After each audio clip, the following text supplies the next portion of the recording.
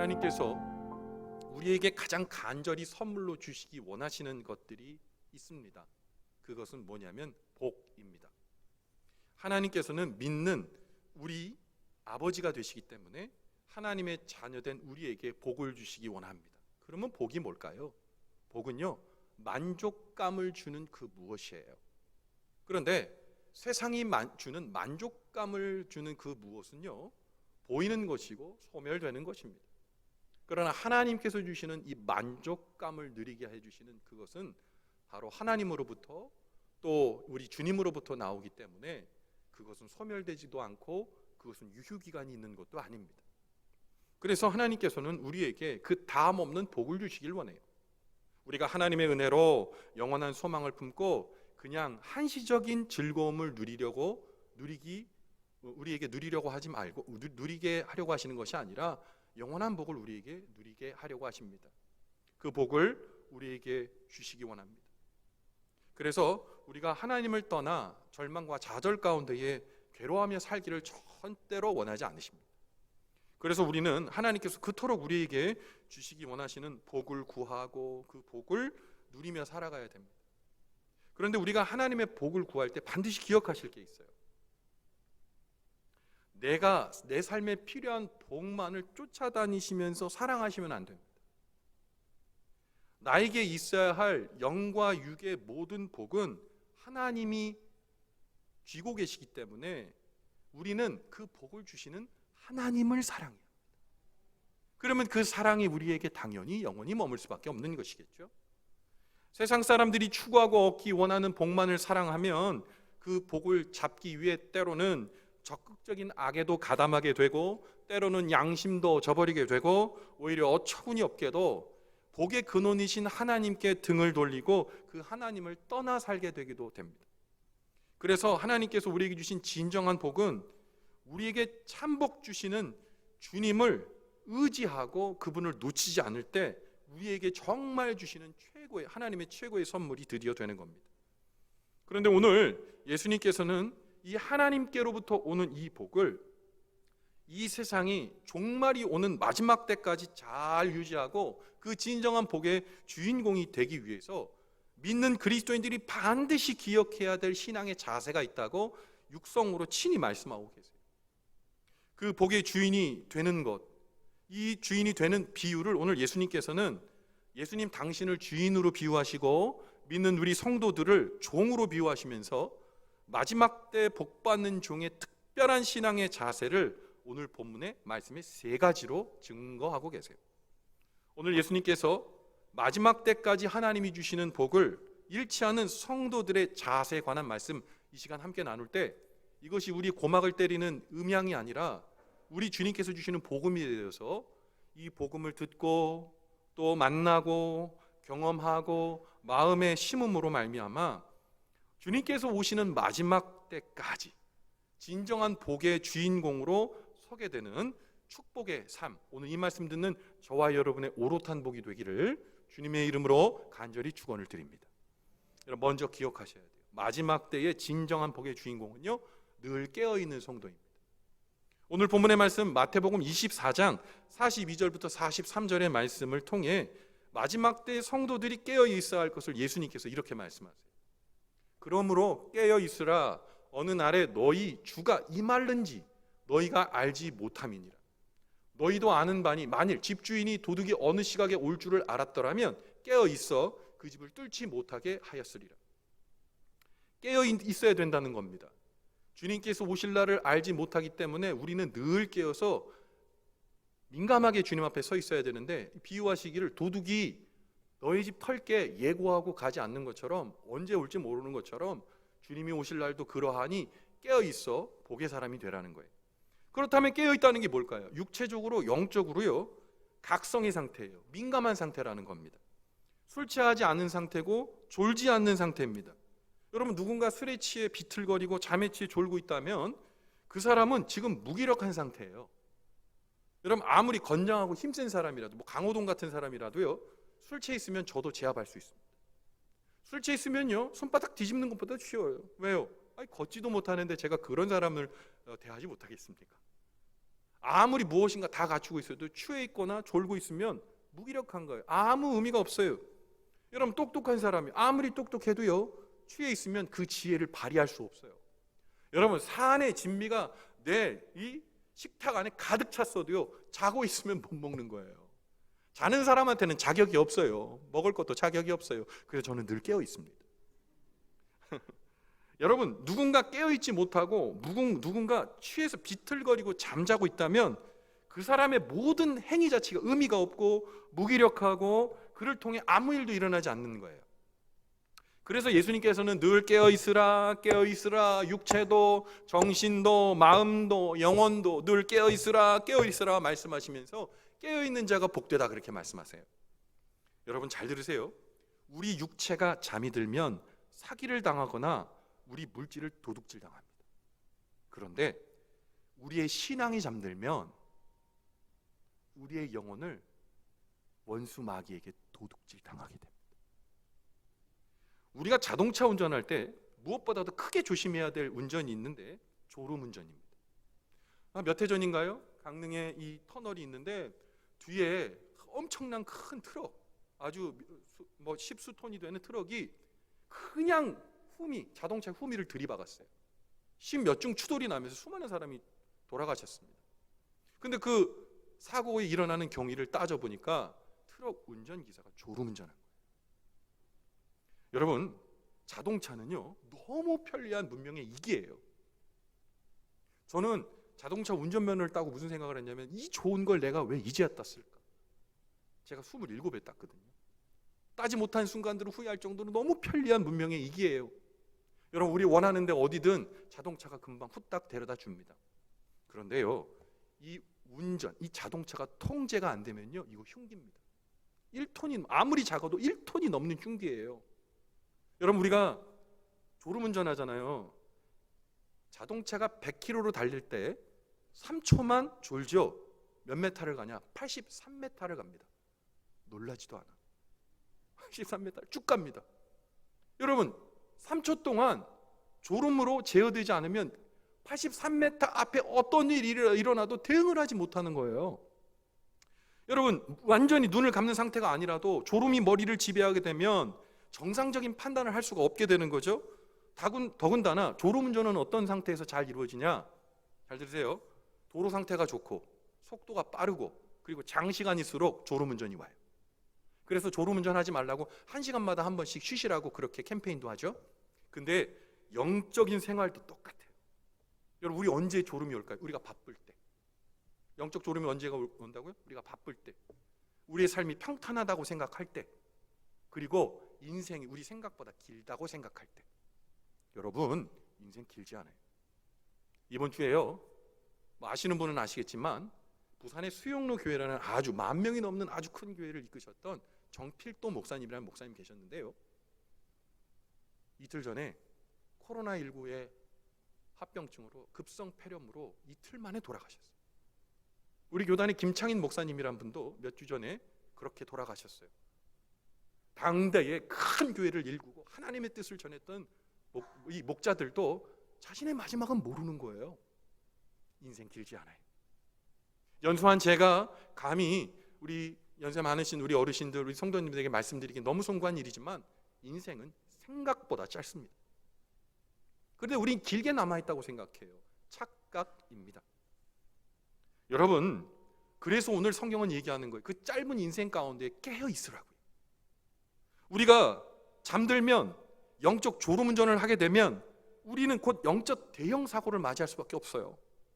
우리는 영적 파탄에 이르게 되고 신앙도 중요한 것이 아니고 하나님의 영생의 나라도 우리에게 가치 없음으로 느껴지게 될 수밖에 없는 겁니다. 우리는 영적인 졸음운전을 하다가 영적 실패를 당하고 어려움 당한 사람을 성경에서 종종 만나는데요, 그 대표적인 사람이 누구냐? 우리도 알지만 세상 사람도 아는 사람이 아주 너무 유명해서 삼손입니다.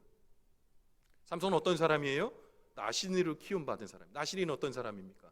머리에 손 안 대고요, 하나님의 사람으로 거룩하게 키운 사람이에요.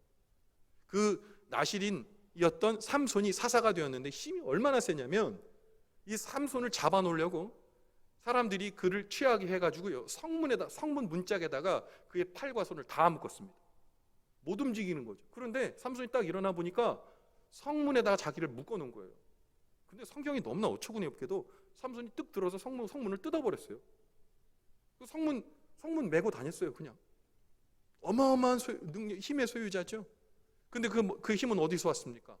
구별된 머리에서부터 왔거든요. 근데 문제는 삼손이 들릴라라는 여자를 만나서 이방 여인을 만나가지고 영적인 잠을 자버려요. 결국 삼손은 자기 머리도 다 깎이고 두 눈도 뽑히고 들릴라의 품에 잠들었다가 하나님께서 원하시는 삶과 정반대의 불편한 인생을 살고 마지막 때에서야 하나님이 쓸 수밖에 없었던 아름답다고는 얘기할 수 없는 인생의 주인공이 되었어요. 여러분, 세상은요 들릴라와 같이 우리에게 세상에도 좋은 것이 많다고 꽃노래를 우리 귀에 불러줍니다. 그 노래 들으면서 주무시면 안 돼요. 사랑하는 성도 여러분, 우리로 하여금 신앙의 잠을 자게 하는 이 세대 가운데에 항상 깨어 있으시길 바랍니다. 신앙의 졸음운전 하지 마십시오. 신앙의 안전운전하십시오. 마지막 때에 하나님께서 돌보시고 살피시는 은혜, 깨어있는 이 말씀 듣고 깨어있는 하나님을 바라보고 깨어있는 하나님을 주목하며 일어나 있는 저와 여러분이 결국 하나님의 돌보심과 살뜰한 섬김을 받게 되는 진정한 복의 주인공 되시기를 주님의 이름으로 간절히 축원을 드립니다. 여러분, 두 번째, 깨어있을 뿐만 아니라 진정한 축복의 이 복의 주인공은요 늘 준비가 되어 있는 성도입니다. 오늘 본문의 말씀 마태복음 24장 44절 말씀을 보면요, 성도들이 준비되어 있어야 할 것을 다음과 같이 말씀하세요. 이러므로 너희도 준비하고 있으라. 생각하지 않은 때에 인자가 오리라.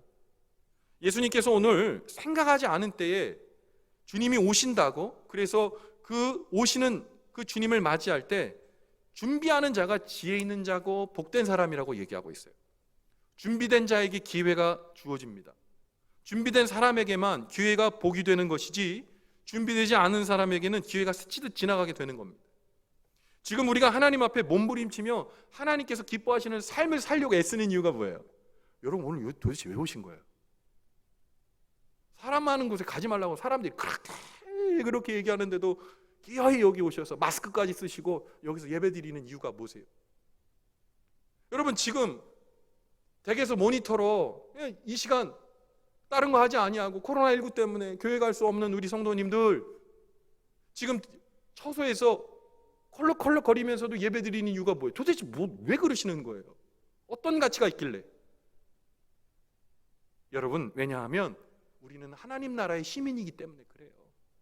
그래서 날마다 우리는 하나님의 은혜 가운데 준비된 삶을 살기 위해 예배 자리에서 몸부림치는 것이고, 말씀의 자리에서 몸부림치는 거고, 기도의 자리에서 몸부림치는 거예요. 하나님의 원하시는 준비된 사람이 되려고요. 하나님의 사람이 모세를 한번 생각해 보세요. 모세는 바로의 궁정에서 40년, 광야에서 40년, 그리고 이스라엘 백성들 인도하는데 40년을 썼어요. 그런데 그의 인생을 120년인데 준비를 80년을 했어요. 하나님이 그를 준비시켜 주셔서 40년을 하나님의 자녀로 사용하셨을 뿐만 아니라 모세는 영생의 자리에 안착했습니다.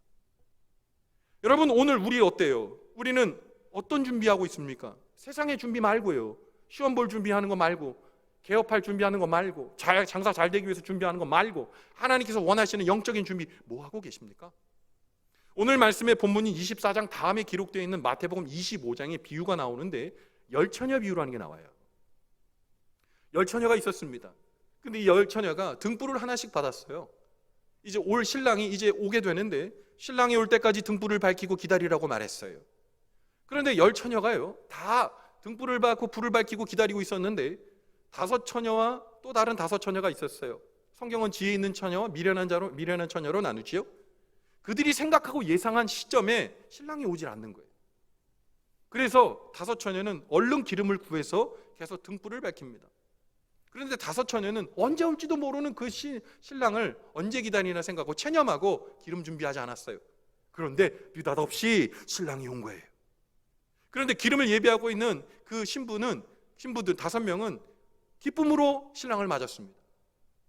기름이 준비되어 있지 않았던 5 처녀는 기름을 갖고 있는 처녀들에게 기름 좀 나눠달라고 얘기합니다. 얘기하죠. 내 쓸 것도 모자라니 줄 수 없다. 그때에 급히 기름을 얻어 다시 신랑이 온 그 자리로 돌아왔지. 이미 문은 닫히고 그들은 결혼잔치에 참여할 수 없었어요. 여러분, 이들이 왜 그랬습니까? 왜 미련한 자였습니까? 준비가 안 되어 있었기 때문이에요. 여러분, 우리가 준비하려고 해도 우리는 준비할 수 없는 너무 완벽한 조건들을 가지고 있다고 우리 스스로 얘기합니다. 우리 얼마나 바빠요? 바쁘시죠? 그리고 우리 얼마나 힘든 시간을 살고 있어요? 바빠요. 힘들어요. 여러분, 코로나19의 이 상황 가운데에 제일 중요한 게 뭔데요? 여러분, 이 우선순위의 중함이 어디에서 옵니까? 여러분, 준비하는 자가, 하나님이 오실 날을 기다리고 아는, 그리고 날마다 준비하는 자가 중함이 영적인 것에 있다라고 생각하는 사람들인 거예요. 그래서 어떡합니까? 어떻게든 예배 드리려고 하고, 어떻게든 온라인으로 하나님을 만나려고 하고, 불편한 마스크 쓰고 하나님 앞에 예배 드리고, 어떻게든 말씀에 다가가려고 성경 공부하고, 어떻게든 신앙 훈련하고, 어떻게든 새벽 시간을 내어서 하나님께 기도하고, 어떻게든 몸부림치는 이유가 뭡니까? 우리가 신앙생활 열심히 하지 않는다고 해서 당장 불이 내려서 우리를 태워버리는 거 아니에요. 우리 자녀들이 저주받는 거 아닙니다. 갑자기 우리가 하던 사업이 망하거나 엎어지는 게 아니에요. 여러분, 우리가 그럼에도 불구하고 몸부림치는 이유가 뭡니까? 언제든 오실 주님이 오실 때 준비된 자로, 하나님이 아신다 하는 자로 만나기 위해 신앙적인 준비의 삶을 살아가는 거예요. 여러분, 어떻게 보면 현재적인 문제가 아니라 준비한 신앙을 살고 곧올 미래를 향해 날마다 우리의 영적인 이 신앙의 자세를 준비하고 매무새를 갖추는 겁니다. 하나님 앞에 늘 준비된 사람, 신앙으로 살아가는 그 사람은 지혜로운 처녀와 같은 사람들입니다. 하나님을 더 알아가기로 노력하고, 더 하나님 앞에 예배하고, 더 하나님을 기도로 만나고, 더 신앙 훈련을 받고, 그래서 주님께서 오셨을 때 하나님께서 정녕 지혜롭다고 칭찬해 주시는 그 사람, 내가 되기 위해 오늘도 그렇게 준비된 자의 삶을 걸어가는 겁니다. 사랑하는 성도 여러분, 주님이 오실 때 준비가 잘 되었노라고 등을 토닥거려 주는 인생, 오늘 이 말씀 듣는 저와 여러분의 진정한 축복의 주인공의 삶이 되시기를 주님의 이름으로 간절히 축원을 드립니다. 마지막이요, 마지막 때 진정한 복의 주인공은 주님께 충성하는 사람입니다. 성도입니다. 오늘 본문의 말씀에 마태복음 24장 45절에 마지막 때 성도들이 주님께 충성하는 자가 되어야 할 것을 다음과 같이 말씀하세요. 충성되고 지혜 있는 종이 되어 주인에게 그 집 사람들을 맡아 때를 따라 양식을 나눠줄 자가 누구냐? 그렇게 말씀하세요. 예수님께서는 마지막 때 하나님께서 찾으시는 사람이 바로 충성될 뿐만 아니라 지혜 있는 종이라고 말씀하고 계세요. 오늘 본문에서 언급하고 있는 충성이라는 말은 헬라어로 피스토스라는 말을 하고 있는데, 이 말은 뭡니까? 직역하면 믿을 수 있는 사람, 신뢰할 수 있는 사람이라는 뜻이 있어요. 예수님은 복음 전하시기 위해서 제자를 부르셨거든요. 근데 제자 중에 탁월한 학식을 갖고 있었던 사람이 있었을까요? 없었어요. 엄청난 부를 갖고 있는 사람이 있었을까요? 없었어요. 불렀던 수제자 중에 대표적인 사람 누굽니까? 베드로요.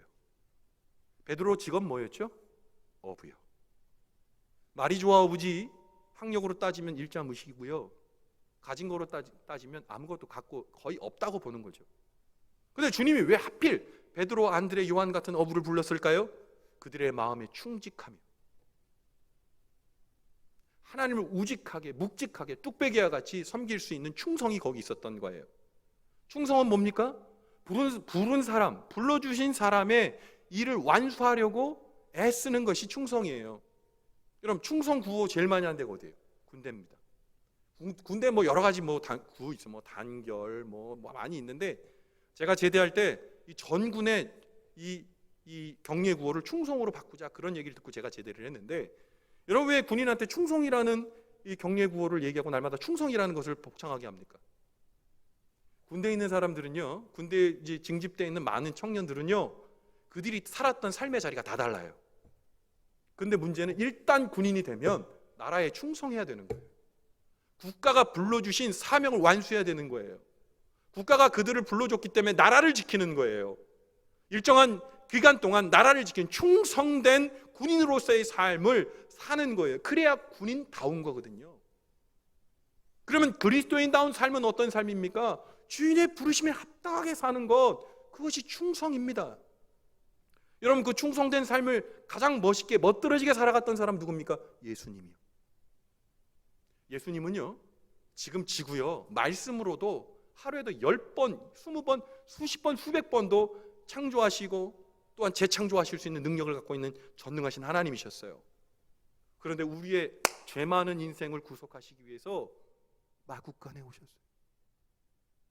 냄새나는 마국간에 오셔가지고 목수의 아들로 30년을 사셨어요. 3년 동안 공생의 기간 동안에 수많은 이적을 베푸셨지만 당신을 위해서는 빵 한 조각의 기적도 일으키지 않으셨어요.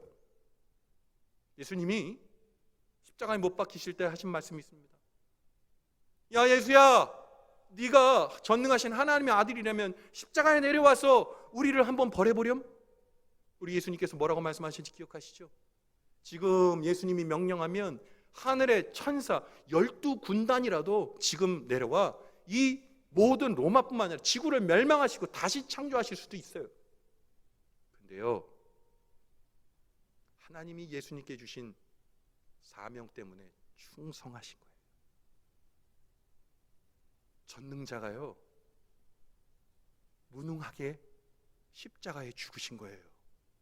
왜요? 하나님께 충성하려고.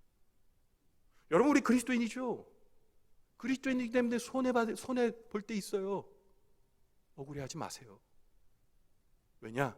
주님이 그리 우리에게 충성을 요구하셨거든요. 예수님께서 말씀하셨어요. 내가 너희를 사랑한 것 같이 너희도 서로 사랑해라. 그 말씀의 충성. 주님의 십자가의 놀라운 은혜가 우리를 구원하셨다. 그러니 주의 뜻을 붙들고 주의 나라를 위해 살아라. 그래서 충성. 하나님의 뜻을 이루어드리기 위해 충성. 그 충성의 삶을 살아가는 거예요. 환경이 바뀌어도, 삶의 자리가 바뀌어도 충성의 자체 안에 살아가는 거예요. 여러분, 다윗 기억하세요? 다윗은 어렸을 때 목동이었습니다. 그런데 목동으로 살아갈 때 충성된 목동의 삶을 살았어요. 맹수가 와서 자기들 양을 물어가면 끝까지 쫓아가서 맹수의 아가리에서 이 양들을 구출해 왔어요.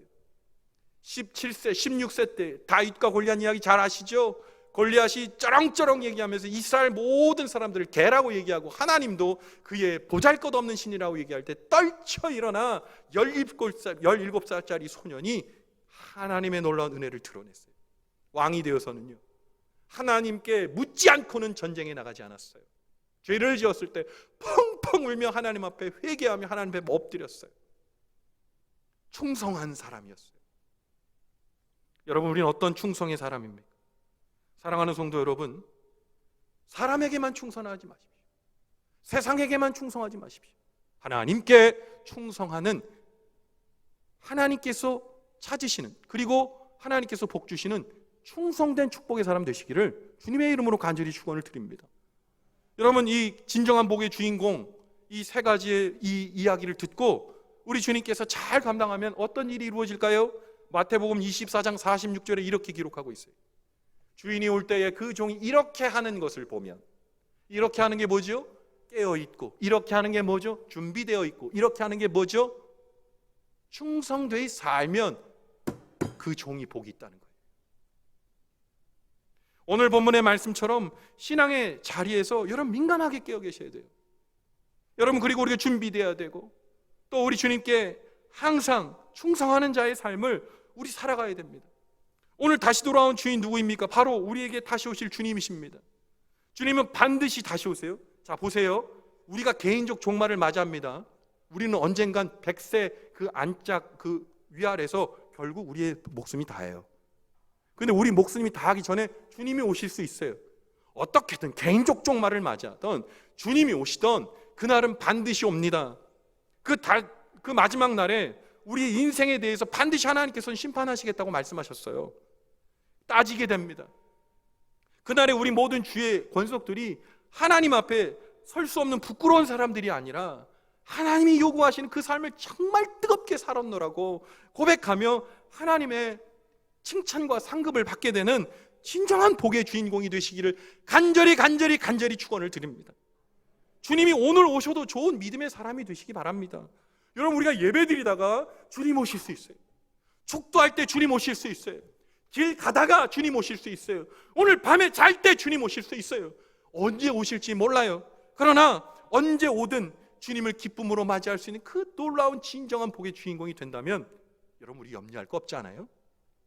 여러분, 성경 공부할 수 있을 때 뒤로 미루지 마시고 하세요. 신앙을 은혜 받을 수 있을 때 뒤로 미루지 말고 은혜를 받으세요. 성경을 배우시고 공부하시고 하나님 앞에 마음 다해 예배하시고, 그리고 주님이 원하는 그 자리에 꼭 서 계시기 바랍니다. 기회는 날마다 있는 것이 아니라고 말씀드렸어요. 우리 마음 가운데 도사리고 있는 악의 영은 다음에 미루라고 얘기합니다. 은혜도 다음에 받고 교회 사역도 다음에 하고 좀 더 나의 삶이 안정되면 신앙생활 열심히 하라고 내 마음의 소리가 이 얘기하세요. 그러나 여러분, 그러다 보면 어느 날 주님이 내 앞에 서 있게 됨을 보게 될 겁니다. 그러면 부끄러울 거예요.